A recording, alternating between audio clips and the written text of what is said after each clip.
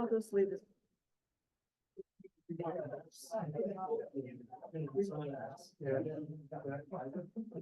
Well, good evening, everyone, and thank you so much for coming on this nice evening. Oh, do we have a microphone?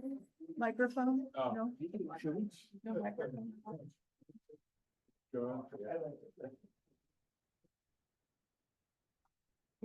Hi, Don. Oh, boy. So it's a pleasure to hear from the peanut gallery. Throw me one. Okay, the microphone is not working, but my middle school teacher voice is working. So, thank you for coming. My name's Kristen Whittam. I'm currently president at Waterford Historical Society. I've been president for a few years.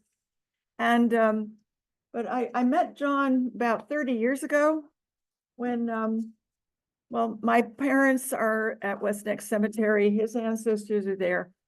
And because of that, he and I first met when I moved back to my hometown of Waterford in the early 1990s. See a lot of familiar faces here. I'm just going to say a few words about John so that everyone knows a few things in common with him. Okay, he has been the Secretary Treasurer of the West Neck Cemetery Association since the summer of 2004, continuing an unbroken family connection in that position since the organizing of the cemetery in 1850. In dealing with the records and monuments of the people buried there, he naturally had to account for the subject of our presentation tonight, Joseph Ross Henderhand and Marcus Henderhand, whose stones are here, are there, as to say, here, there. Last February, a year ago today, this week actually, in this room, he covered much of what he had found since he started looking into these people in 2012. And he brought in an enthralling historian from Washington, North Carolina, Stephen Farrell, to share what the earliest years of these two young men were like there. When they finished, the audience was delighted and ready for more. It was standing room only last year. So here we are, ready to hear more, as both John and Stephen will be sharing their continuing research, questions, directions, and findings. Thank you, John. Thank you. Well, thank you for that. Last year, how many of you were here last year? Oh my gosh. Well, then you'll appreciate this. After the presentation, a friend of my wife's was very enthusiastic. He said, that was just terrific, but don't ask me anything about it because I don't remember a thing. So for those of you who haven't been here and for those of you who could use a refresher, I'm going to cover a little bit of the same stuff, but not in the same detail because, well, some of it now it's written down and it's easier to just go through than treat like new stuff. But there's some very interesting developments since the very next day after the presentation. I came on something that just like, why didn't I figure this out before? But anyway, interactive research projects like this, it is interactive since people come up with stuff that I never knew how to look for. And even last week, Stephen Farrell, do you remember him? Those of you who were here? Yeah, it turns out he's unlikely to be with us because he's got the flu and he's been out for about a week. But just like Steve Farrell, who you may recall, I was looking at these names. There's Joseph Ross Henderhand, and I couldn't figure anything out except that their actual name is Henry Hand.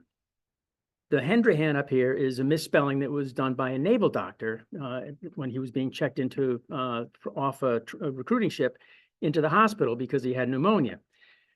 Well, the guy misspelled his name and it's carried on, but mostly just in these stones. So Stephen, when he mentioned to his wife, because wives generally do a lot of the work that we claim credit for, but he didn't try and claim credit. It turns out she said, oh, that name sounds familiar. And bingo, bingo, bingo, she found out that there was a Joseph Ross Hanrahan who had lived in that period back there in Washington, North Carolina. And there's a whole family of Hanrahans there were Irish immigrants, one or two, three generation of Irish immigrants that had a lot of slaves and were very prominent there. So it suddenly became, and there was a Joseph Ross Hanrahan who had died like 2 years before this guy was ostensibly born. So the idea that it was a connection of some kind, that he had that his father might have been either one of the Hanrahan family directly, or one of the Hanrahan descendants through a slave mother, started to come up, and we still haven't really sorted out exactly how that will actually yield facts. But suddenly there was a lot to work with in looking into the Hanrahan family. And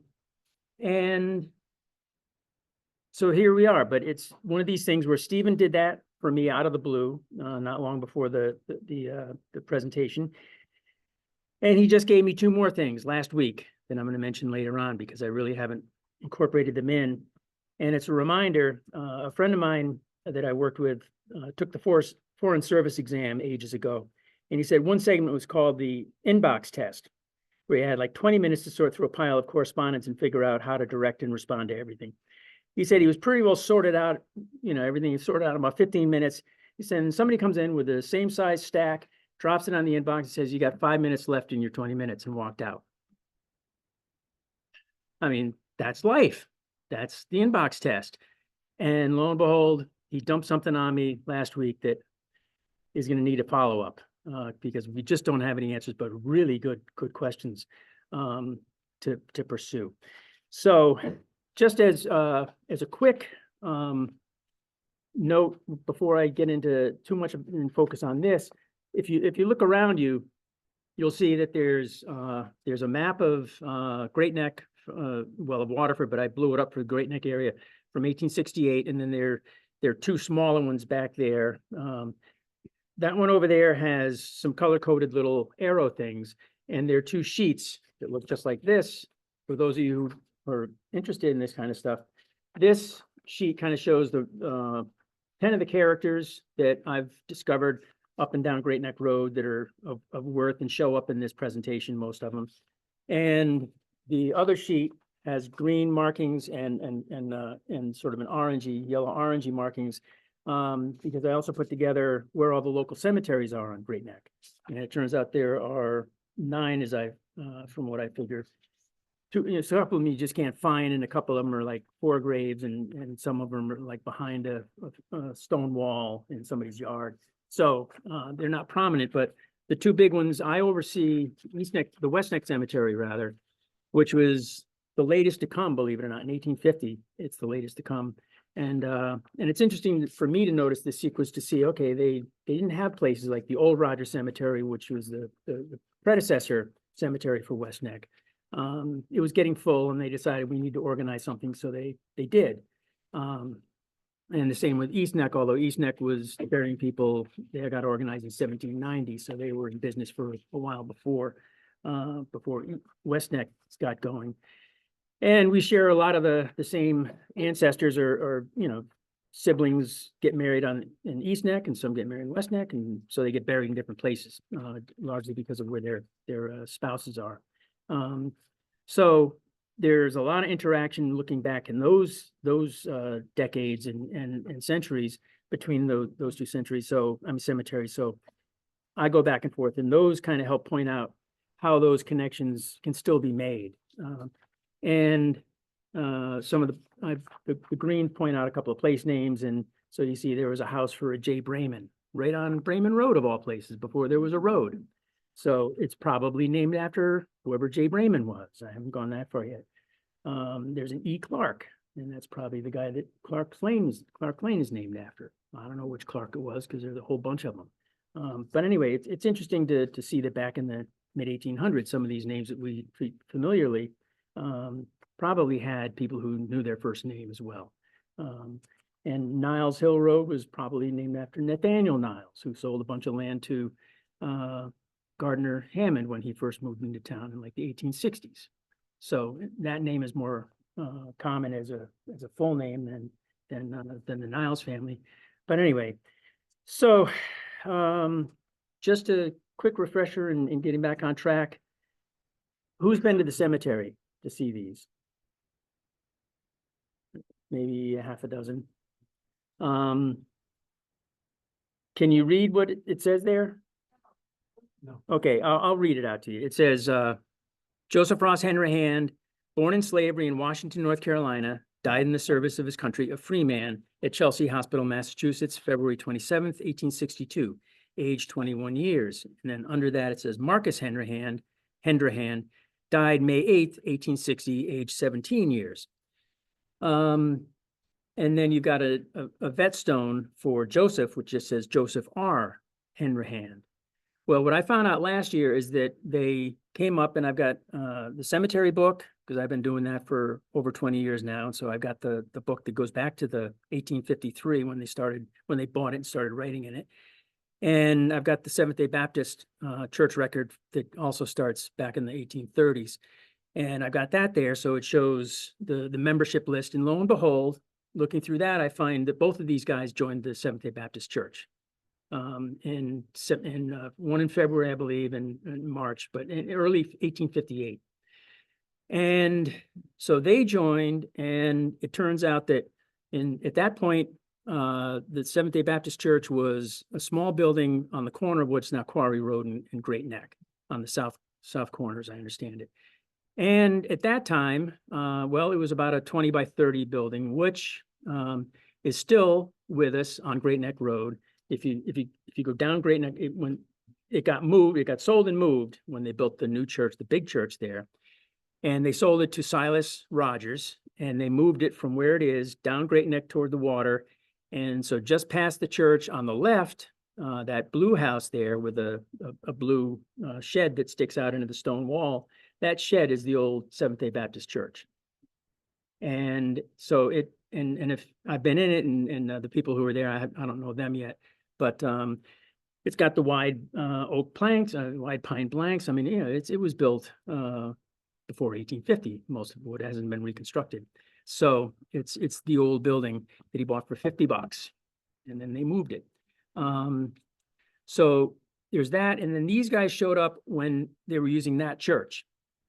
And they got around to building the church that's there in 1859. They finally pulled it together to start doing it. And they started to build it probably in the summer, early fall of 1859. They worked on it while the weather was good, I guess. And these two guys, I'm convinced, had a hand in swinging a hammer and doing what it took, because everybody in the neighborhood, everybody who went to church there did something. I don't know exactly what they did or what their skills were, but they put them to work because they were here to work. So these guys helped build that church and attended it. Now, the church didn't actually open its doors for services until March 1st of 1860. And it turns out that Marcus, the younger one of the two, he died about 6 weeks later. So he didn't get to spend many Sabbath services. And by the way, the only real difference between Seventh-day Baptists and every other Baptist in the country is that they believe in Saturday Sabbath. It's the seventh day of the week, so that's Saturday. So you go on Saturday, simple. The first day of the week is Sunday, and a lot of Baptist churches back in the old days used to be known as the First Day Baptists because they knew it was the first day of the week. But somehow this is the day we go, and so that's that, and we'll call it the Sabbath. But the Sabbath is always the Saturday. The Jews have always held it as Saturday, and so the Seventh-day Baptists. The Seventh-day Adventists just do the same thing. People confuse us with Adventists all the time, but there's a wide gulf between Seventh-day Baptists and Seventh-day Adventists, although there are a lot more of them than there are of us, which is one reason why people just assume that when they hear Seventh Day, it's got to be them. But anyway, so they just went about their business, and they built the church. And so Ross, as it turns out, and he went by Ross, which was interesting because it's always Joseph R. And all of his formal papers, when he joined the Navy, he enlisted as Joseph R. Hanrahan. And his death certificate or his death note is in the Navy book, because he was in the service just 17 days. He joined in New Bedford in February of 1862 and went to Boston to a recruiting ship. It was the USS Ohio, got sick there, was put into Chelsea Naval Hospital, and died about 3 days after getting checked into Chelsea Naval Hospital. So he was there joined February 10th, died February 27th. Now, before I get into what happened the day after I went through all this last year, for those of you who haven't given it much thought, what questions do just having that information raise? Yes, How did this body get back to Waterford? we're gonna get there. Yeah, They were born into slavery. How did they become free men? we don't have an answer yet, but my understanding through Stephen, who's down there doing constant research on everything that has to do with Washington, North Carolina, the feeling seems to be that there was, I believe he was saying that 20% of the blacks in the 1850s were free in North Carolina anyway. So there were a lot of freed blacks, freed coloreds, and it could be that they were part of a family that had become free, and so they were freed with others. So it's not really clear what the mechanism was for these two people, but it wasn't uncommon. Yeah. How did they get here from North Carolina? Well, that's what I've been working on diligently and with no real. My biggest hope, by the way, and I'm going to say this a couple of times, I'm going to talk repeatedly about the Seventh-day Baptist Church, because they were a community that was very influential. It included the Greenmans up in Mystic, because Charlotte Rogers Greenman was born and raised here on Great Neck. Her father was David Rogers, who donated the land for the church and sold two-thirds of the property for the cemetery. Was a major landowner. We'll get into that at a little bit later on. But the Greenmans became in the 1850s, from everything I've been reading, they were the biggest shipbuilding thing going, and they had a huge southern trade. So there was connections there. They built their own Seventh-day Baptist church house up there in 1851, and those prints, those blueprints that they used there, Charlotte let her brother David and her father David use those to build the church here. So for those of you who've seen the Greenmanville Chapel up at Mystic, if you ever go by, if you want to go in, I can get you into the Seventh-day Baptist Church here. The similarity shouldn't be surprising when you know that. It isn't like they went to Sears and Roebuck and just bought a blueprint for a Baptist church. Although that's what I thought originally, something like that existed. There were just a bunch of them. Yeah. Do you know where they lived? That we're getting there too. So that's one of the reasons why I got to that big map there, because to jump ahead and answer your question along the way, I've been looking at census records from as early as they make sense. And actually 1790 was the first official census, I believe. There were other enumerations, and I haven't gotten into that level of detail. But trying to figure out what was going on right on the Great Neck, I've got the 1790 census. In fact, it's printed out and up here somewhere. Oh no, it's right here. And I'm going to get to this in a few minutes, because it does tell an interesting tale that we should know as Waterford people. But I looked and was checking deeds and everything else, because if you look at that map, you see D.P. Rogers for David Potter Rogers, and the 1868 map, he shows up right there at the mouth at the entryway for Harkness. I'm thinking, what's he doing there? And I had thought in my own fanciful way that when his father died in 1859, of course he'd take over his father's house, which is on the corner of Great Neck, where it takes that 90-degree jog as you're heading down toward the water, and then it suddenly hooks hard left toward Harkness. That big white house on the corner was the Rogers place. It turns out he didn't live there. And you'll see also on that map there in the 1854 map as well, there's a dot for him over in Pleasure Beach, D.P. Rogers, right over by about where the firehouse is. Oh, okay, so what do you do? So you look at the census, and you go look at the enumeration. You go house by house, and you figure out who the neighbors are. And if you can place the neighbors, then you got a pretty good idea where this guy was somewhere near so-and-so, as opposed to way up the street. So you try and figure out the string of people that you do know, and then you figure out, okay, a lot of these houses don't exist anymore. Bob and I would know where a lot of these houses are. Is that Bob? Oh, I'm sorry. I thought Bob was in the audience. So he might know where some of these things that went down, went down in the hurricane of 38 and nobody's ever talked about it since. But, so there are a lot of households, and it turns out in the 1850 census, David P. Rogers is right there at Harkness. No, maybe it was the 1840 census. Yeah, it was the 1840 census. He's right there. And somehow his name got attached to that, so that later on when they did this map, his name was still associated with that spot for making a map. So, but in the 1850 and the 1860 census, he's over in that Pleasure Beach area where the dot is, and he's over there. And you would think that nobody lived in Pleasure Beach in those days, because his only neighbors seem to be people that are, nobody named Brown, none of the names that you would think go back there and do. No Tabors, no other Rogers. It's just him and then a Matthew Saunders, who was a church member, and ultimately in 1860, I believe that Erastus Smith shows up down there in Magon because he bought a bunch of land out of the Rogers family. So my guess is that they lived over about where the firehouse is when they were, because it was making scratch my head. Where would they have been? Where? So, and I had liked the idea that they lived in his father's house, because that house looks right down on my house. And there was a story going around that the slaves had a little shack right where my cottage is. And I thought, well, it's convenient. They can see each other. They can get called for whatever they need. And wouldn't that be a nice little story?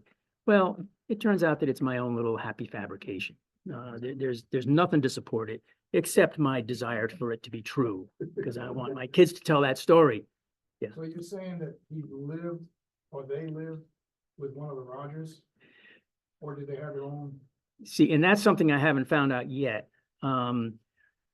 They're listed, he is listed in his household. Now, the thing is, with the 1860 census, the 1860 enumeration came a month or two after Marcus had died. So we don't know where he left his bunk. I'll get to that in just a minute, though. There's an interesting twist on that. But my impression is that they might have moved around a bit. I have a feeling they were more like hired hands than they were domestic servants. But he was listed in David Rogers' household in the 1860 census. So my assumption was he lived on or, in a shack, around wherever his property is. And I'm trying to figure out that now with deeds and, parceling it up and figuring out, was he where the firehouse is, or was he over by Leary Drive? Anyway. So any other little questions in general, just seeing just this? Because this is how I got started is, okay, so where did they live? How did they get here? Yes. Where did you say is the old church that was moved? Where is it actually now? It's at 212 Great Neck Road. Yeah. If you drive down Great Neck and you go past the church, there's a house that's set off to the side on the left. And then just past that, there's again, that the church is right out, and the stone wall stops. And then there's the western face of it. And then it continues again. So it's like right close to the road. Blue? Yeah, blue. And well, I'll keep moving because it's a lot of little questions, a lot of straight questions.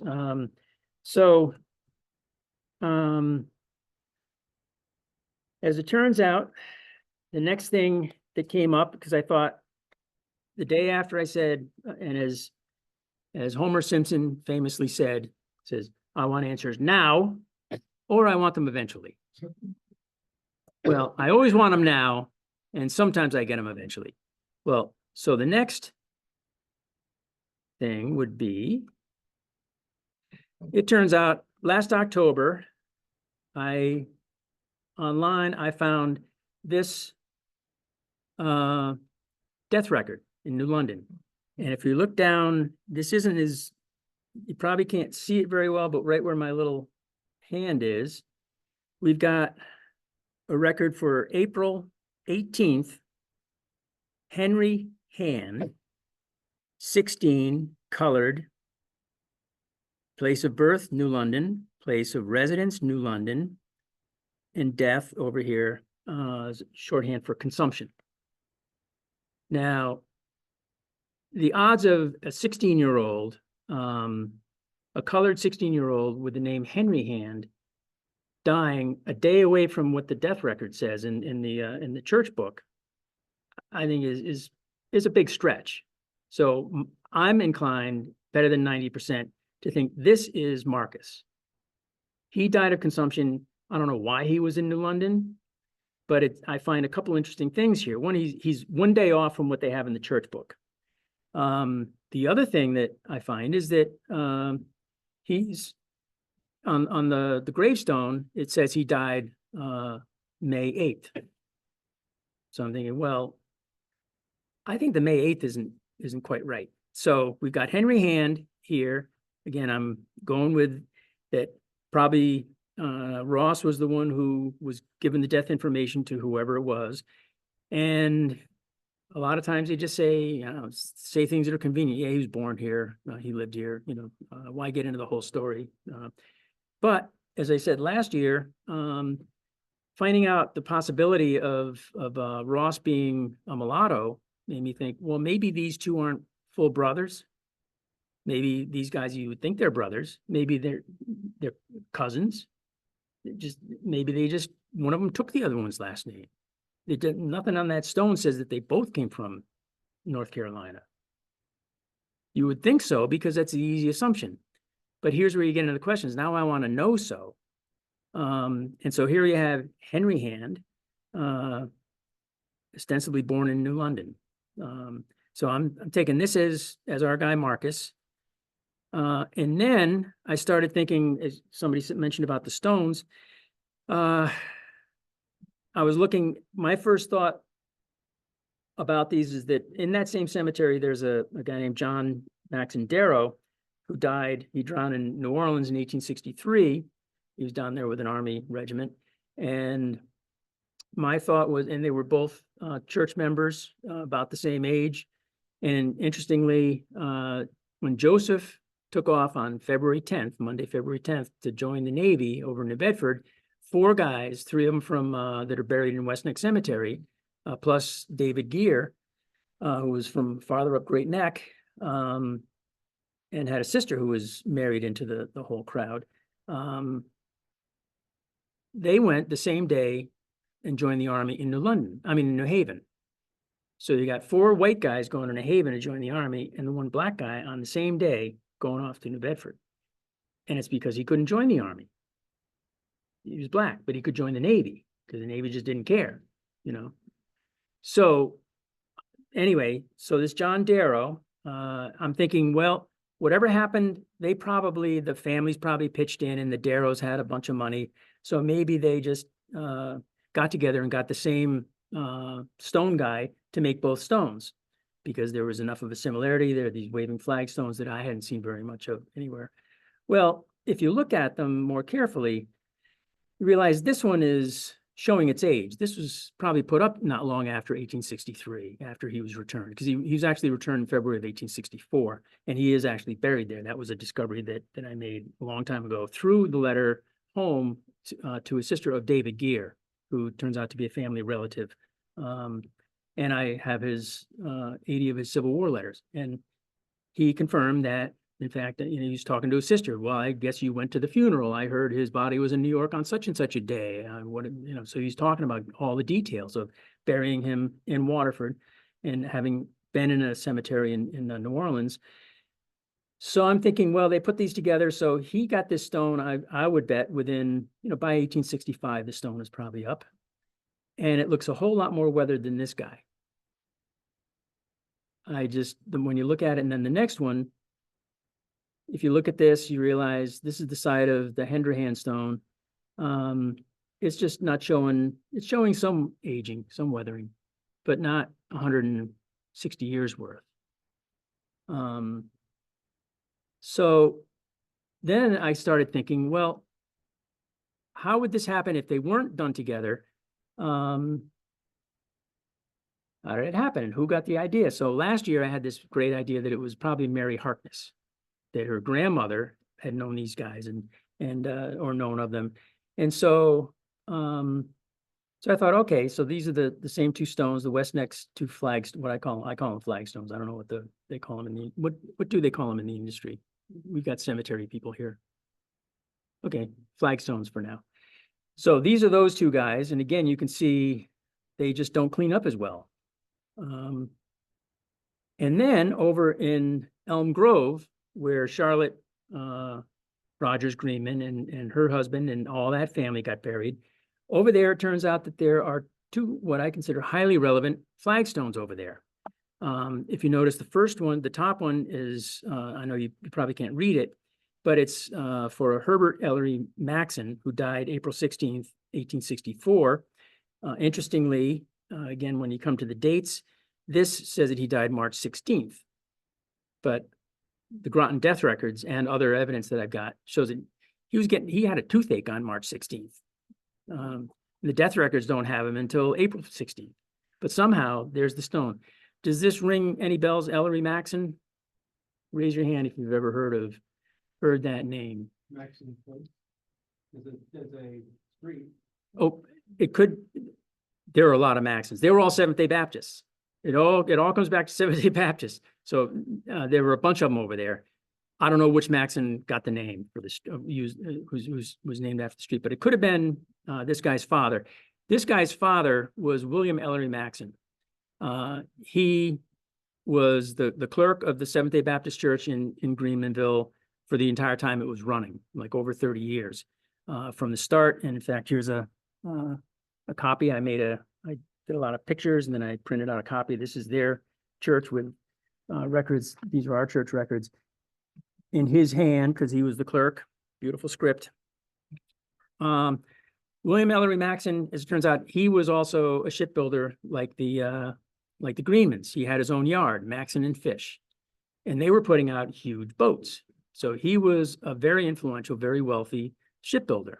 And he went to the same church with the Greenmans. They were close friends. I mean, so they were tight. Well, turns out his son Herbert joined the army, got wounded in someplace in Port Hudson, I believe, in 1863 and then he came back in 1864 and he never got over his wounds, never got over his whatever illness he had. And so he lived at home for a while and it turns out that William Ellery Maxon kept journals. So I was reading his journals, trying to find out what reference he might make to anything that was helpful for understanding traffic back and forth, to explain how these guys got up here, or connections to someplace close enough to Washington that it could have made sense that he was a stowaway, any of this stuff. But he has a lot of references to the Waterford Church and the members, and because he was also through his second wife was first cousins of David Rogers, Charlotte Maxon's, Charlotte Greenman's mother. They were cousins. So they were, it's all chock-a-block with cousins here, in-laws there, aunts, uncles. Well, so Ellery Maxon's son dies, gets this stone. He's got a rich father. So if you got somebody who's that rich and that detailed, and he lets somebody carve a stone with the wrong month on it, you know, wait a minute, that's not the kind of guy you expect to let that slip. But it did. So that's part of what makes me say, all right, this May 8th, it happens. Just because it's carved in stone doesn't mean it's what you should take as the fact, although you tend to start there because you think, why not? So then we get down, if you look, there's an William Johnson. He died in 1861. And I'm showing you these largely because they're these flagstones. One of them is the son of a Seventh-day Baptist guy and shipbuilder and friend of the Greenmans. But also, as it turns out, this is the stone. This is Herbert Maxon's stone. And over here, we have Thomas and Charlotte Greenman. So they're overlooking the Greenman's plot. And that other stone that I showed you is right over here. So this whole family would be familiar with that stone type. So I could see if Mary Harkness or anybody wanted to get involved. I've seen something that you might like. Here you go. That's another closer up of them. This is just another example over there, because there were quite a few in the Elm Grove. I hadn't seen many of these before, but I wasn't looking for them. So this wasn't an uncommon kind of a memorial. The ones in Elm Grove, you'll notice most of them have this rounded top though, compared to our spear point. There is this one over there that does have the spear top. It's a brownstone that you can see isn't holding up well. And then here's a twist on the flag emblem. At first, I wasn't sure if this was a musical thing or not, but it's because you got a banner instead of the flag. But it's another Civil War memorial. And again, just back to the Maxon one, because let's see. From here,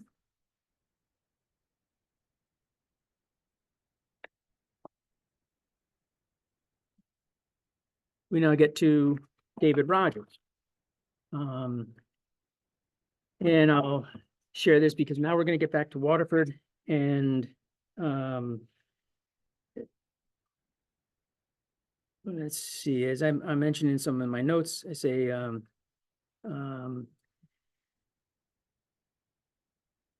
my current cemetery inventory at West Neck Cemetery has about 116 Rogers names. There are about 500 people it's memorialized up there. 116 Rogers name, and 25 of which are in the old Rogers Cemetery. And there are probably twice as many as that for people who have the Rogers bloodlines, like Jimmy Fetro here and me. Now, you don't come down from the Jonathan, but there are other Rogers. And so I'll mention now that I have a thought, because we've got these people here and some Rogers. Raise your hand if you have a Rogers bloodline. All right. The people with a Rogers bloodline, we've got a sign-up sheet for you. Yeah. Because it's our job and we need to spread the word and get it out to the rest of the family, because there are a lot of Rogers descendants around here. We have no idea because the names have changed through marriage like they do. And yet it rankles me more and more when I hear them talk about the old mill and John Winthrop. James Rogers was the guy, and we need to reinstate James Rogers as the guy for the mill and put Winthrop in his place. So there's a sign-up sheet. A couple of Rogers people have it to me. So make sure that you find it. We're going to get a Take Back the Mill motion going, and get your friends and relatives to join up. So we'll get it done. Oh, eventually. So. I'm sorry, one question. Yeah. When was he born? He was born, well, 1878. Oh, I'm sorry, 1778. Yeah. See, just this, I do these things to make sure people are actually looking. Thank you very much. Keep us all on our toes. Yeah. By the way, I always wear my Peabody and Sherman tie when I do history talks. Wayback Machine. Now, David Rogers, as it turns out, he had 9 kids, 7 of whom grew, and they and he was probably the wealthiest landowner on the Neck. He had in the 1850 census, I believe, he valued his property at $12,000. He owned basically from where the cemetery is a bit to the east. He didn't own west of Great Neck Road, but from where the cemetery is, he owned 2/3 of that, and it went off at an angle. So he went a little bit north toward the quarry, Booth Quarry, and then over, and he touched up against the Dimmick's property over on Dimmick Road, and then came south and captured everything south of that, which includes Westwood now and West Neck Road that gets into Westwood, and some more land right down there along the Great Neck there. And then all the way to the west around and came up the corner and got that big white, what's the big white house now, and then up to the next big white house, which was owned by our 3rd great aunt, Hannah Lester, and Ambrose Lester and her son. And then he went up to the church property, and then back up to the cemetery. So he owned all that. Plus, he owned a big chunk of land down on the Strand itself, or in that in the eastern part. And he owned everything is now Sea Meadows and down to the Sullivan property. That was all his land. It was just a big pasture. In 1835, he bought the 130, and that's what the house looked like about 1914.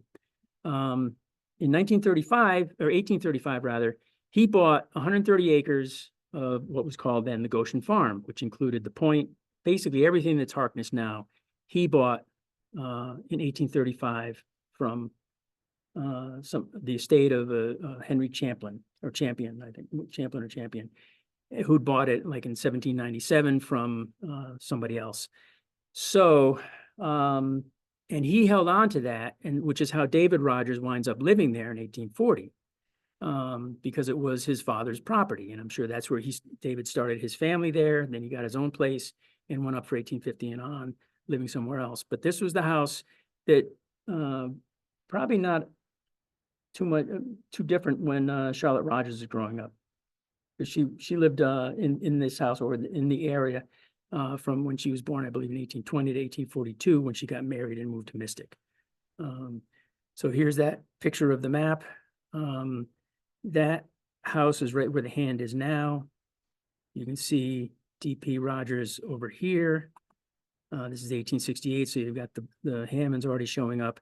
And then this guy here is a guy named Jairus Stillman. Now, there's a lot of people who get into the whole Harkness thing, and there's Stillmans and Greenmans and Rogers in abundance.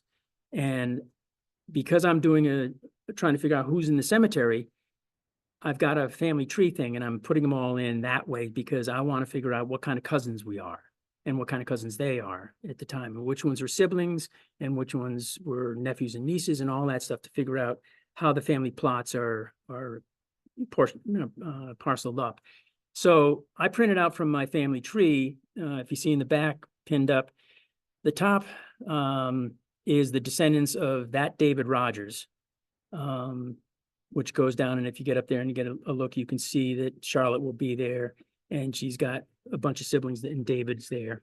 And the next one down, I believe, is the Rogers line from David's grandfather was the second Jonathan Rogers. There was a James Rogers, Jonathan Rogers, the second Jonathan, who had only daughters, and then the second one had only daughters and a son, Jonathan the third, or Jonathan Jr., but so there's Jonathan the third.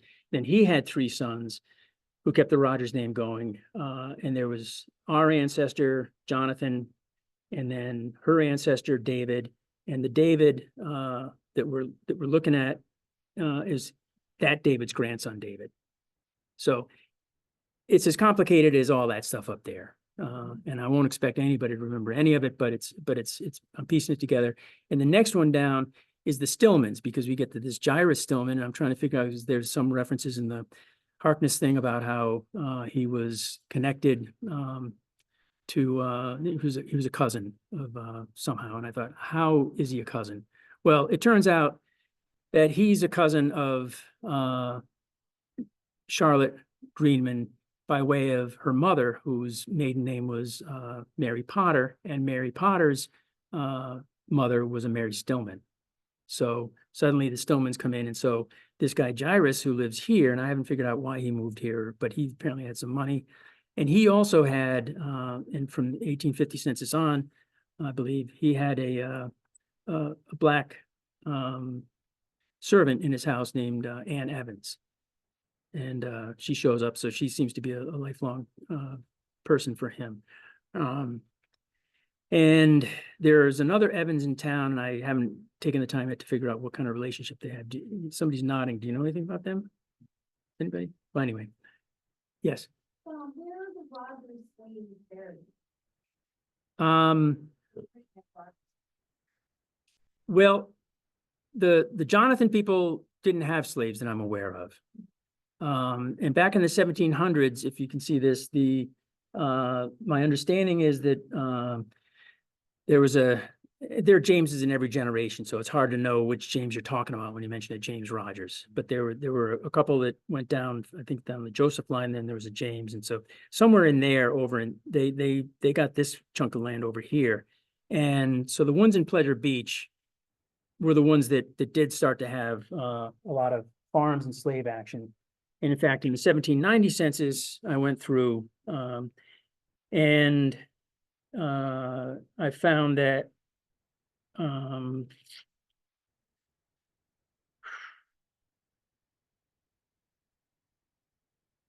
this was for New London County because New London was still included everything, and they didn't break anything out. Waterford wasn't a town yet. But figuring out by the names of locals and stuff, we can figure out that and counting through all this, because I went through and tallied all the people who were free colored and slaves, and there were a total of let's see,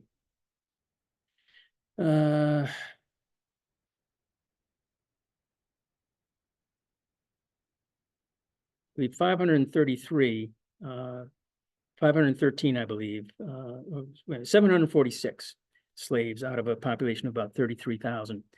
And it turns out that when you look at all the households that listed between 1 and 7 enslaved people, 1 had 7, 3 had 6, and this is county-wide. One of them that had 6 was our own Durfee family up here on Durfee, up on Rope Ferry Road. And at that time, the James Rogers probably down in that, down in the Pleasure Beach area. He along with 18 others, he had 4. So even though, I mean, major slave owners meant 3, 4, 5. It didn't mean like the South where you got 9 to 900. So it's an interesting perspective to get when you talk about, I mean, it's because it's relative. So he had 4 at a peak, I believe. And they were buried from what one of his, there's the James Rogers who had them, I believe his son was Stevens Rogers. I'm going to go on my on a neck and say that Stevens Rogers did a survey of that area in 1784, and he's got a little cemetery that you'll see in one of the slides coming up, where he's got 5 people buried, 5 slaves. Shows the burial spot for 5 slaves. Yeah. So it was my understanding that at least over in Stonington and Mystic, that Seventh-day Baptists were sort of almost like proto-abolitionists, like they were the most opposed to slavery among the different religious orders in the US. Yeah, it was in fact in the Constitution of the Greenmanville, it's one of their main tenets that they just consider it immoral and they'll blah blah blah. So these guys were not members of this church here. The ones that I'm mentioning, I don't know what they did, and they were down a different family line than me. So I don't know what their story was, but they're not in this church book or the ones that precede it. Or any of their descendants that I'm aware of. So I think they just kind of went their own way when it came to that. That may have been true later on. Earlier, James Rogers Sr., I believe, was the largest landowner in this area of Waterford. He was also the largest slaveholder in Waterford, in what was then in London. But that goes back to the earlier You mean- early 1700s. You mean the first James? The first James and Elizabeth, the one who did the mill? So many James. We're talking prior to 1730. Like the Roger Reed. No, well, that was John Rogers up in Quaker Hill. He had some influence here, but it didn't last long. But yeah, I'd like to get with you on what you found, because I know you've dug into that whole family and that whole territory very, very deeply, and I've got some stuff, but you've done it with a particular focus. And So I don't know what you're reading from there, but there is a list that was put together by the Hempstead staff okay, of all of these slaveholders in New London County in the 1790 census. okay, It's about 6 pages long, and Right. the information is right. The largest one was 7. There are quite a few with 4. Most of them own 1, right. but there's like, I don't know, 300, 400, 500 names on it. Yeah, as I said, I counted, I believe 333 But yeah, we'll talk about that later because I'd like to get precise on this. So this is just an overview because I was trying to figure out what they were coming into in terms of the legacy of slavery here. Well, so here we have in 1790 in the whole county, there's the total population in 586 slaves.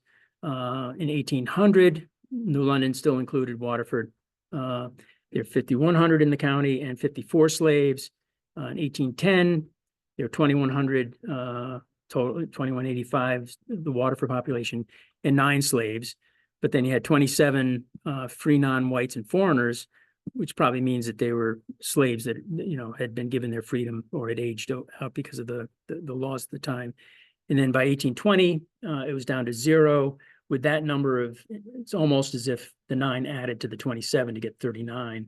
And then by 1830, it's pretty much a white town. Very few, and by now the free non-whites would include people like the Ann Evans or the Ross Henry Hands if they'd been here. Now, as I said, the Seventh-day Baptist Church was big. This is an 1874 photo of the inside of the church during its 100th year celebration. This says 1784 when the Constitution came up so that they became a separate church from the ones in Rhode Island. And then this is 1884. And you'll see down here, they had pews. Now there's a door here and these pews are gone. These pews are still built back into the wall, but these pews are gone. The altar is still the same. These side pieces here are still the same. The chandelier is gone, but all of these pews down here are just as they were. And there's a divider running up and down.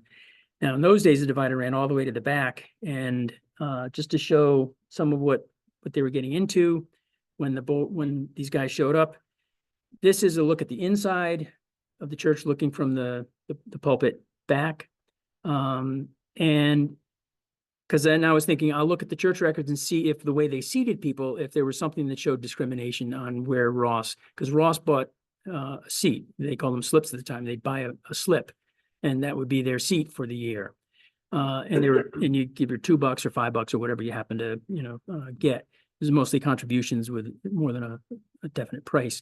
So he wound up renting number 26, which is not there anymore because we have a walkway through here. But there was a pew and it was separated. So to get down any of this, you couldn't cross back here. You had to go out these doors and then back in. But then that one was number 26, the one against the wall. This is number 2 against the wall. And the arrow shows that Ross for 1861 and 1862 rented that pew. Well, at first I thought maybe he's staying away from people. But then it turns out I didn't put in everybody who's listed here, just the ones that are key to us. But then I realized, no, they had a stove here and they had a stove here. So Jimmy's and my second great-grandfather, Ezekiel Brooks, he rented number 3, which is where our great-grandfather, our common great-grandfather, etched on things and grew up because he was born in 1853. So he was 7 when Ross was going here, when Ross and Marcus were here. He's 6 and 7, 5, 6, 7 when these guys were active in the church. And so here's where Ezekiel would be, and I'm sure that they tended to the fire. And these 3 pews probably weren't here. I mean, they look like they've been there since forever, but then how quickly people forget. But they had a stove here, so he was close to the stove. And chances are he took care of the stove. He kept it going if he needed it during the service because he was close. And I just recently thought our great-grandfather seemed to be a nice-spirited, kind of an imaginative guy. I'll bet that he had a little contest to see who could keep the fire going better during church, who got it started early. So little Bert's up there with Ross having their little Boy Scout competition. So then David P. Rogers, the one who had Ross in his enumerator in his household, he was in this bench here in 1861, 63, and 64. And in 1862, for some reason, he went back 3, probably to get closer to the heat. And then it turns out that in the same enumeration from 1860 that has Ross in the household, he has an Amelia Mundy in the house. And so one thing that I've been trying to find out is what the Mundy connection is, because for those of you who were here last year, you may recall that there was an Amelia Monday who was a domestic servant for David Potter Rogers, and she wound up being a career domestic servant for the family. She was with him for a couple of census enumerations, and then when his daughter Julia got married to George Powers and moved to New London, Amelia went with them to New London and was a lifelong servant. And Julia puts her in her will and gives her $500 to my faithful servant. She actually calls her my faithful servant. Gives her $500. So, and it turns out that she's buried in the Powers plot in Cedar Grove. She was that much of a family member. Now, this is interesting for a couple of reasons, and I didn't have it last year, but you've got Daniel B. Rogers, farmer. This is from Woodbridge, New Jersey, in the 1850 census. Daniel B. Rogers was a brother of Charlotte and David. He was slightly younger. And he had moved to the Plainfield, New Jersey area where there was another strong Seventh-day Baptist congregation. So he's there with his wife and two young kids, and somebody named George somebody, and a Catherine Monday, who's 10, black, and living in his house. Well, you notice he's got neighbors who are black. I haven't followed these people, but I have no reason. Because the Mondays, as it turns out, in 1850, if you go over into Plainfield proper, you've got Dr. Charles Stillman, who's in the Stillman family that Mary Harkness is part of. There's Charles Stillman, was her father's uncle, who just happens to have, in 1850, Sarah Monday, 13, female, black, born in New Jersey. Well, lo and behold, in 1860, Sarah is now in Mystic, and she's a domestic with Thomas and Charlotte Greenman, born from New Jersey. And if you look down to Clark Greenman, we have Charlotte Monday. Elizabeth Monday, rather. So you've got Elizabeth Monday, 13, also from New Jersey. They were sisters. Amelia was a sister. And then there's Catherine. It turns out she stayed in New Jersey and she got married. And they also had a brother, George, who starts showing up doing work in Mystic for the Greenman brothers. And the connection there is, even deeper, because the brother Daniel is good friends and lives nearby their parents, Charles and Sarah Monday. So, and he winds up, when George dies, he winds up being the guy who signs all the executor papers with Charles Monday for his dead son, and posts him his whatever bond he needs and all that stuff. So there, and there's an obituary that for Charles Monday in the 1870s, I believe, that talks about him having been a lifelong Seventh-day Baptist member, and that he was originally attached to the A.B. Titsworth family, and he was a deacon and a preacher, and the father-in-law of Daniel Rogers. So the Monday, and then it says, and after which he became attached to Daniel Rogers. So there's a really close Monday connection. And he sends 3 of the daughters up here to be domestics for his family members. So there's this interesting networking going on. So here we have Sarah Monday. She's buried in their plot in Elm Grove.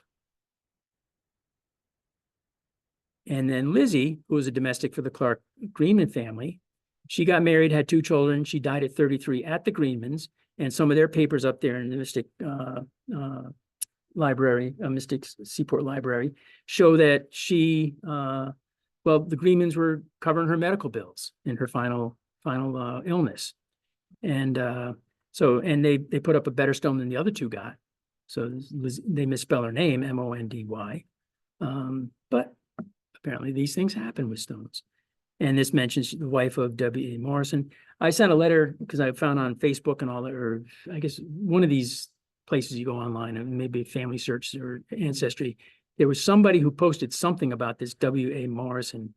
And I thought, I wanted to find out if what happened to those kids because I was trying to track down what happened to those kids. And if there are any living kids, anybody who would have stories, because these people, her sisters died in like the 20s and 30s.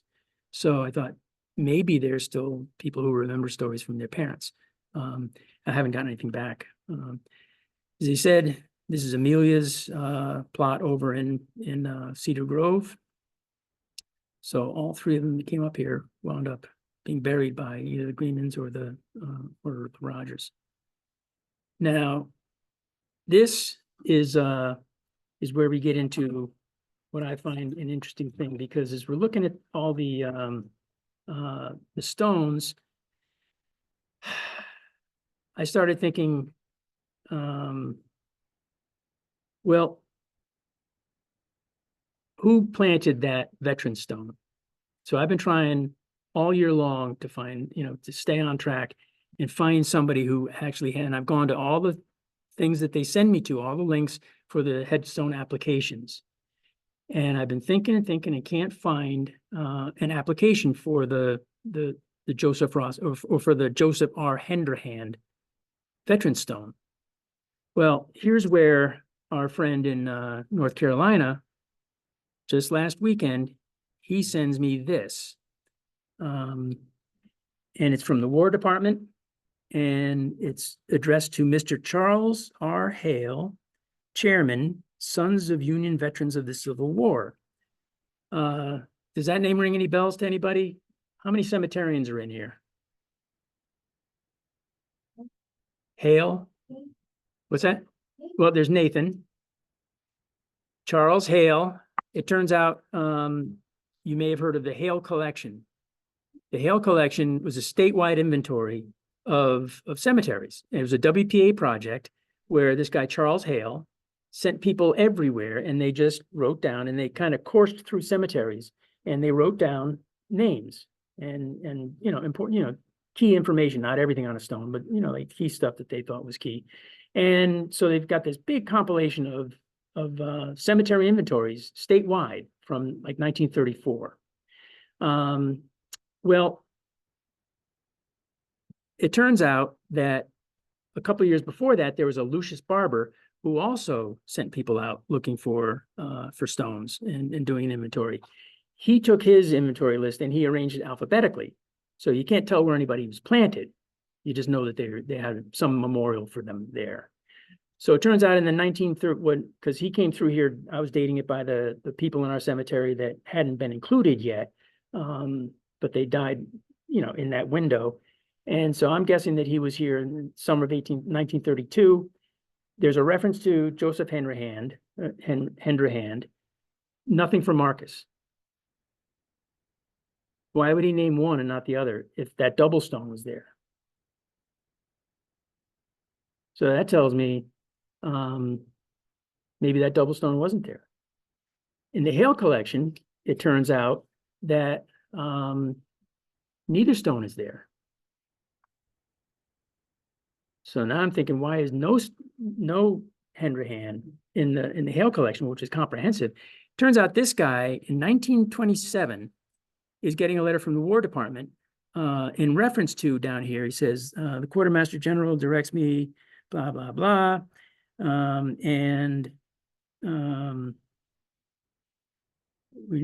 We need, and he refers to somebody and, oh, wait a minute.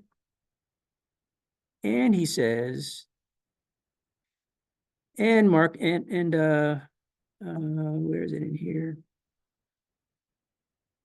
And Joseph Ross Henderhand, as they can't find any records of these guys. There's one guy that I don't know about, and Joseph Ross Henderhand.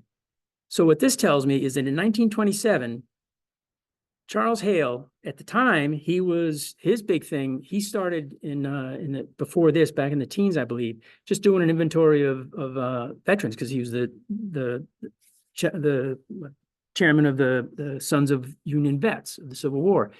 He was interested in if all the vets had stones in Wethersfield. So he's doing an inventory to figure that out. And then he started to expand. And then it became, I guess, a statewide thing. So all of a sudden, it's like Charles Hale, who became like the big guy for all the stuff that every cemeterian looks at, is doing this stuff in 1927.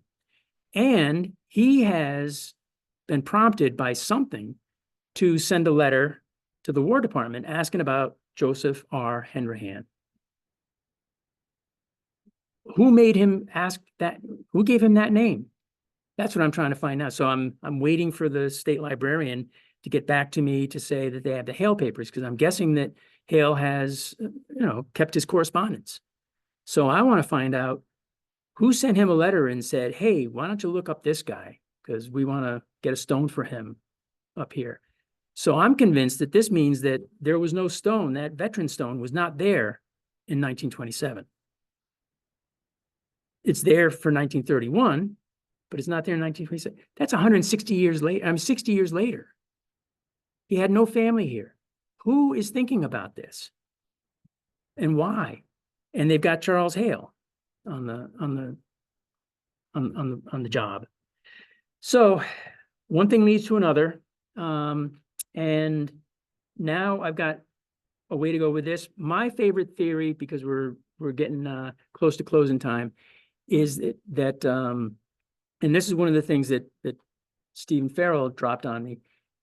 My favorite theory is that the people who bought the David Rogers house out of the family in 1914, it turns out it was a William Ellery Allen. His name William Ellery, ring any bells? William Ellery Maxon. Well, William Ellery Maxon was his grandfather. He was born and raised in Mystic. His mother married somebody. Yeah, his mother married somebody else, and then married an Allen, Allyn, married, and then he moved down here. He married a woman from Norwich, Marguerite Almy. They moved down there in 1914. They bought up all that land, and he started doing things. And he'd been in the Army during World War I. He was a reserve ordnance officer, mustered out, I think, as a captain. Then he was a state representative from Waterford in 1921. Then he got involved with all kinds of some kind of a government job in Hartford, where he was the general in charge of something or other. So he started being called the general. General Allen, in all kinds of newspaper articles and stuff like that, General Allen. And he was very involved with military, this, that, and the other, all these demonstrations, like parades and everything else. Big booster. So I'm thinking, of course, he's going to cross paths with somebody like Charles Hale and say, by the way, there's a story going around down here. What can you do for me? So my favorite thought is that he and his wife, and Marguerite Allen, in fact, was one of the founders of the library here. And they're the ones who broke up the land that they bought and sold just about the time he died in the 50s. They sold off the property that's become Westwood, and they subdivided for West Neck Road. And anyway, they did a lot of stuff down in that area that's given us the development that we've got now. So that's my thought on what about the stone? Because I'm convinced that somebody heard the story 60 years later. And the other thing that I'm liking with that story is I'm going through the church records and the minutes of the Ladies' Aid Society. Turns out because Jimmy's grandmother and my grandmother were part of the Ladies' Aid Society and their newspaper articles. Well, Mrs. Allen used to host their annual fundraising dinner at her house there. She was very close with the church. Her two daughters started going to the church. They're in Sabbath school class for a year or two with my own mother. And I've tracked down that woman's son, who lives in Guilford, and we had a very pleasant talk. He doesn't have any family papers. He didn't have any stories, but he said, my sister has a bunch of stuff. She's over in Newport. I'm going to go see her soon. So once again, I'm waiting. I'll get that eventually. I wanted it now, but he didn't have it. I'll get it eventually. And the last thing for the bombshell of the night, and then you get the zinger that I've promised everybody. Well, we get this, which is mind-blowing. Received Brooklyn, November, I think, 13th, 1867, of David P. Rogers, administrator of the estate of my son, Joseph R. Henrahan, late of Waterford in the county of New London, state of Connecticut, deceased, the sum of $155 in full for my interest in the estate of my said son, and as as sole heir at law of the same, and of all claims of my said son, yeah, and all claims and damages against said administrator. And then it's signed with a mark by Eric Benton or something. So we've got now the inbox just stacked up again. Now this guy's got a father who's coming after $155 5 years after he's dead, and the father lives in Brooklyn, and his name is Benton. What's up with that? And these names here, I was going to put this up and ask everybody because my wife and I just love this name. You see names doing research that you just don't see anymore. And my current favorite, well, I kind of like Dorcas for a while. There used to be a lot of Dorcases. You don't see them much anymore.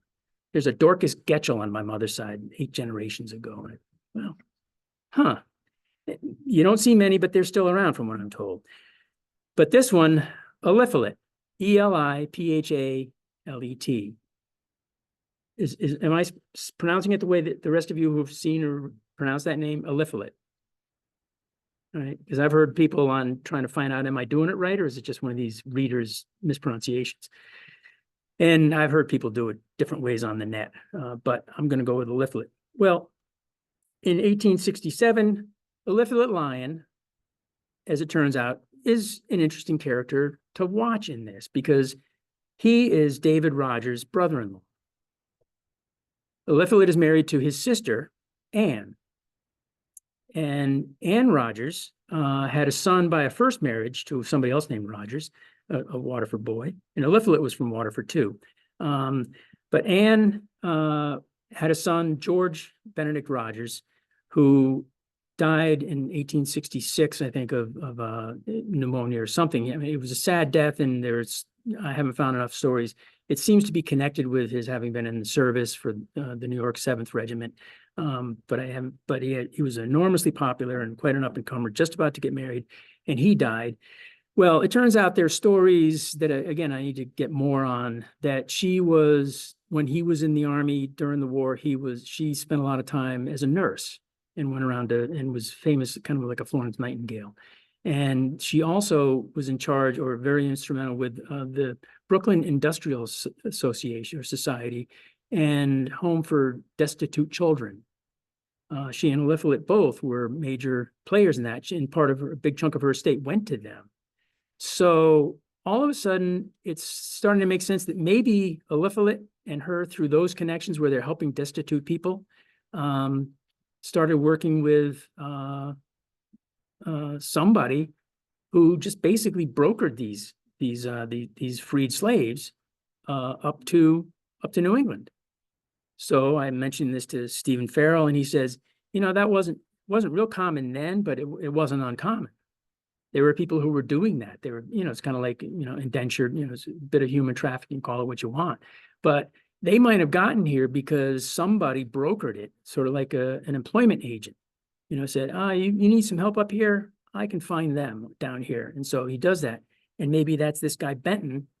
And maybe because of the guardian papers that had to be signed in his name, he gets to call himself a father.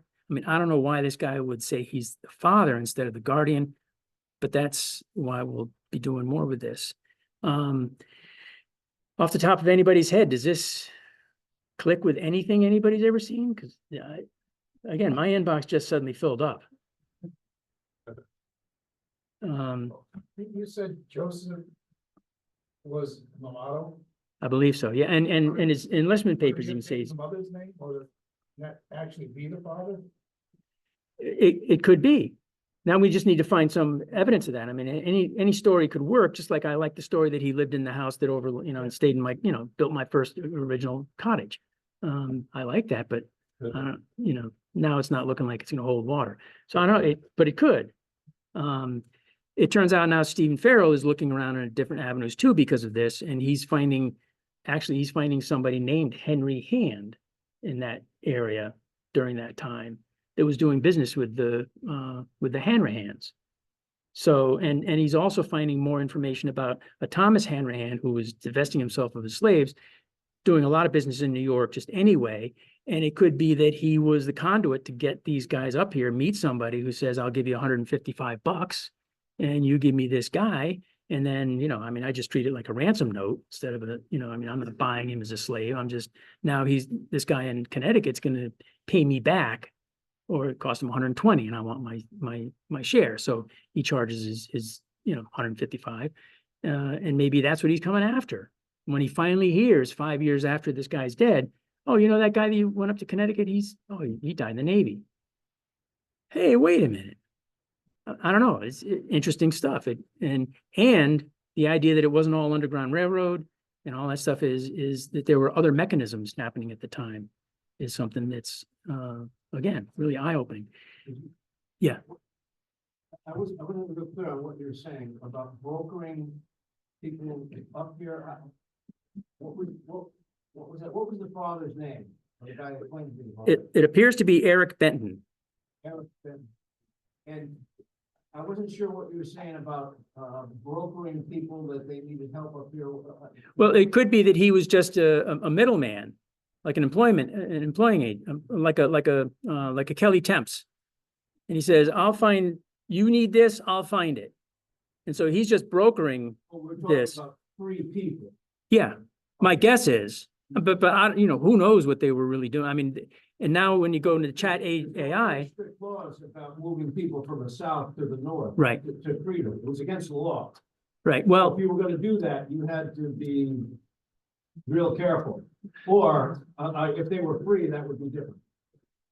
and that's what we're getting into now. That's what we're just starting to look into, because my understanding is that they had probably been freed there, and so now it's just a matter of how do they get north. I mean, and he said, Stephen said last year that they needed to have some kind of guardianship, and he said the genealogist that was the crackerjack in his county was telling him last year that basically this scenario might be the operative scenario for how these guys got out of Washington and up to Connecticut. That it was through that kind of a mechanism. Not necessarily, because I've been thinking it's a Seventh-day Baptist church and it's some family member somehow, but it could be that they got him there and then through Eliphalet Lyon and his wife Ann's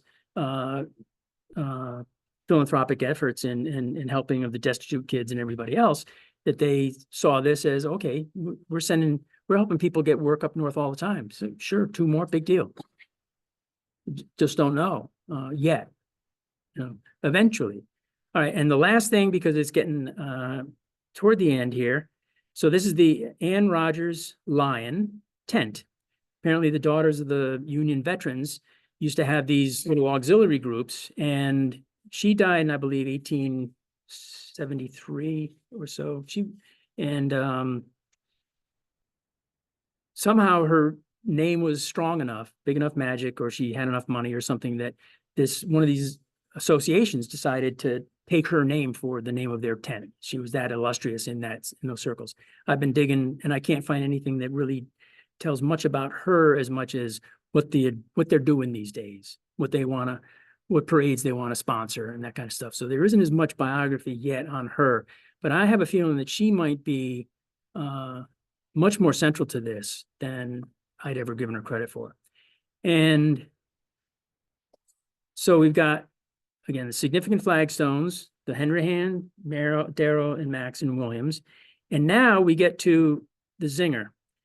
So here's the first Hanrahan appearance by Surgeon. Did anybody think about that little zinger that I put out there about the connection between this guy, B.F. Pierce, and MASH? You know the show MASH? Yeah. Well, this guy's name is B.F. Pierce, assistant surgeon. So I sent something to a woman who's involved with the Civil War Medicine Museum, and she got back to me and and I said, by the way, what happened to this guy? Because I wondered what kind of, you know, I mean, he screws up this guy's name. Did he ever have a decent career? I mean, did he become illustrious or what?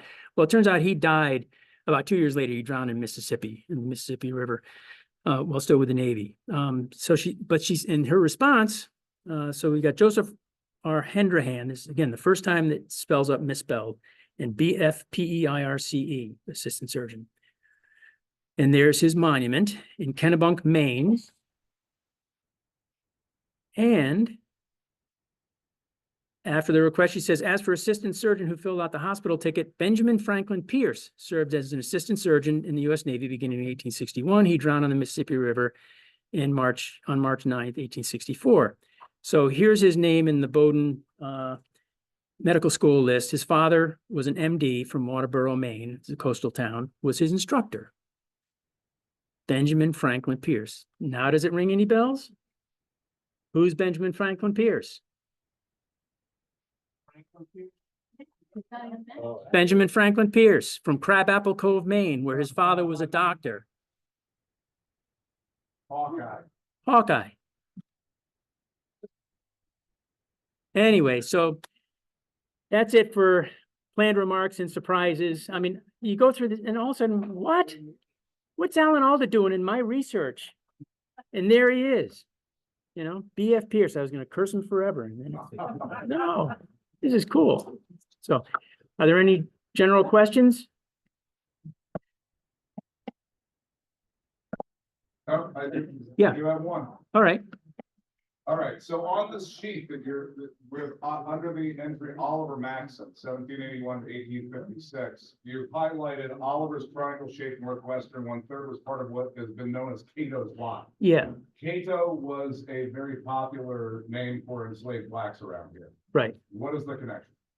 Well, the connection, thank you for asking that, because there were a series of articles written in the late 1800s and early 1900s about remembrances of the slave days because they were beginning to fade. There's a John Darrow who died in 1895, who was born in 1801. And so he remembered when he was a kid, slave stories and slave huts and stuff like that. And so in this group of stories in the paper, there was a reference to a Cato's Lot that's now West Neck, where West Neck Cemetery is. So I started paying attention. I thought, what is that? And you're right, there are Catos here and there, and there's a Sampson Cato that apparently owned property up in Jordan. This appears to be a different Cato from that because it wasn't an uncommon name among blacks and slaves. And so Cato, it turns out that in the transfer to the cemetery in 1853 of the part that Oliver Maxon owned, he referred to it as that land known as Cato's Lot. So it was part of Cato's Lot. So Cato owned from there up, and then the dividing line on the other side was David Rogers' lot, which is known as Hannah Lot. So probably, The Hannah. so probably an emancipated black. Yeah, yeah, block property. and it would be interesting to find out when that Cato lived and what his relationship was, that he had basically an acre or so, whatever it would be, right there in the northwest corner of the cemetery, and then over north of that into the what became the Maxon's land. I have no idea who he had been connected with, if it was 1790 or 1820. But Tom, you look at a lot more stuff than I do, so you might run into something that, with this in mind, you might suddenly say, oh, that's on page 28 of something I've been reading. No, I know the Cato's Corner up around Salem. Yeah, It's the same kind of thing here. I don't know this one. okay. Thank you. So you're welcome, and thanks for asking, because I've just following my own flow instead of looking at my notes to have covered that. So, This is. Yeah. This is a question, it's just kind of off the Sure. cuff. I came across a name, a reference in some research I was doing to Blackamoor's land or Blackamoor's lot. You know, and Blackamoor is an old term that usually referred to a black person. mhm. It dates back to around 1700, and I don't know. Hawkins, Francis Brandmere Hawkins says that it refers to a place where there were Native Americans, but I suspect that that's not correct, that there may have been a black person who owned land, and it's over near West Neck. Oh, all right. It appears to be somewhere where, is it, I guess Niles Hill Road comes across, and then it used to go down to the point. Okay. It's right in that area. I haven't pinned it down, but I'm just curious if you've ever come across that. I've seen it in two, I think it's 2 deeds. It Okay, says Blackamoor's land, Blackamoor's lot. And there's no record of, any property record of anybody named Blackamore. Okay, well, for what, look into Gilbert Rogers. Gilbert Rogers owned what's now a lot of the Hammond estate. He owned everything I think to this was- to the I west, think to the this was east. Before that. Well, but still, he owned that land to the east, and my understanding is that he was descended from one of the Jameses who made a point of acquiring a lot of lots so that he could give one to each of his kids. And so the James who had the slaves, Gilbert was one of his descendants, I believe, and he shows up, I believe, in one of those lists as having had a slave. So it could be that his family still continued that to the bitter end, and that it could refer to that line. This person didn't sound like he was enslaved. Okay. That's what struck me. Well, This then has been- again, This has been Robert Booker's. oh, okay. material in the Oh. library. Oh, upstairs. Oh, Booker's, not Bachman. What's that? The colonial lands of Booker. Booker, the guy that's got a shelf full of. Oh, yeah. Catalog material. Yeah. The survey guy. Surveys and deeds. Surveys and deeds. That's why I saw it. Okay, well, I'll look for it then. I know that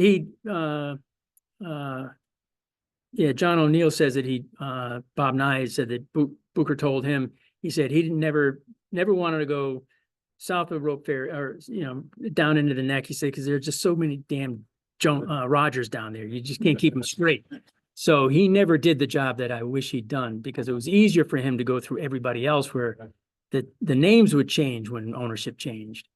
But you skip 2 generations and another James Rogers, you don't know which James Rogers you're talking about. Is it the estate of the James Rogers from 100 years ago, or is anyway? Booker mentions that name in his volumes up there. Okay, And so I looked it up and I found it on some of the deeds in New London. okay, Reference to this Blackamore, but that's as far as I could get. It's actually written on the deeds. okay. And so that was the name he went by. That was his legal name. What's that? That was his legal name, Blackamore? No, it was Or- just a reference. They were giving a reference. They were talking about where a plot was located. And Oh, they said it was by Blackamore's lot. It was like, Okay. Who's Blackamore? all right. It's somebody's name, but he was not like the grantor or the grantee. His. Well, it could have been that descriptor, like, Property they were talking. yeah. Or like the pilot lot, whatever the pilot means, that's not somebody's proper name. But sometimes lots take a name that isn't a person, so, It referenced the person who was there. Yeah. yeah. Okay, cool. Surveyors always had a tough time because of things like that. Tooker's Wall. Yeah. It goes, and when you talk to surveyors, because we have a friend who's a surveyor, he says, oh my God, it's crazy because of what people call it. So you have to say, we went down to Jones's Creek. Well, it's changed names 100 Right. times, so Right. it's tough sometimes with surveying. Or by the willow trees, Yeah, or by the highway. yeah. Yeah, What rock back there? Second part. well, thank you very much, I guess.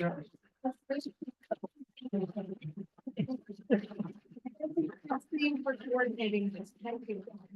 Thank you, everybody. Yeah,